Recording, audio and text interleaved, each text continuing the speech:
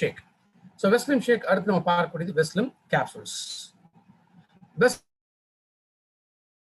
Capsule இதுலயுமே இருக்கக்கூடிய அந்த இன்கிரீடியன்ஸ் அப்படிங்கிறது நம்ம உடல் அளவுக்கு அதிகமான அந்த கொழுப்பு இதெல்லாமே கரைக்கக்கூடிய தன்மை இந்த வெஸ்லிம் கேப்சூல்ஸ்ல இருக்கு.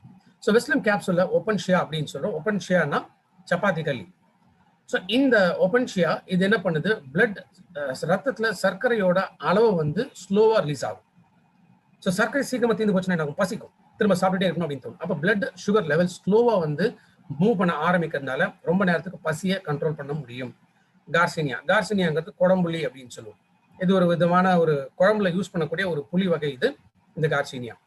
ஸோ கார்சினியா பொறுத்த வரைக்கும் நம்ம உடம்புல கொழுப்பு உருவாக்கக்கூடிய அந்த என்சைம்ஸை கண்ட்ரோல் பண்ணுது. அதே மாதிரி எமோஷனல் ஈட்டிங் சொல்லுவோம். எமோஷனல் ஈட்டிங்னா ரொம்ப அழுதா வந்து பசிக்கும், ரொம்ப சிரிச்சா வந்து பசிக்கும், ரொம்ப சோகமா இருந்தா பசிக்கும். ஸோ அந்த மாதிரி ஒரு எமோஷனல் ஈட்டிங் வராமல் தடுக்கக்கூடியது கார்சினியா.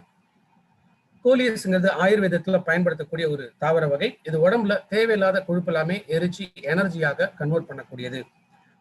பைப்பரன்னா வால் மிளகு. ஸோ இந்த வால் மிளகு பொறுத்த வரைக்கும் இது நியூட்ரிஷனோட அப்சார்ப்ஷனை அதிகப்படுத்தும். ஸோ இது வெயிட் மேனேஜ்மெண்ட்டுக்கும் முக்கியமா தேவை. அதே போல ஸ்ட்ரெஸ் லெவல்ஸை கண்ட்ரோல் பண்ணக்கூடியதும் பைப்பரன்.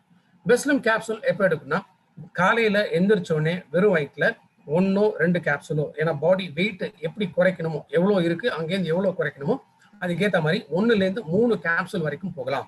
ஸோ ரொம்ப ஓவர் வெயிட், அதாவது 100 கிலோவுக்கு மேலெல்லாம் வெயிட் இருக்காங்க, அப்போ நிறைய குறைக்கணும் அப்படின்னா ஒரு வேலைக்கு காலையில மட்டுமே 3 கேப்சூல் ஒன்னா சேர்த்து கூட தாராளமாக எடுக்கலாம்.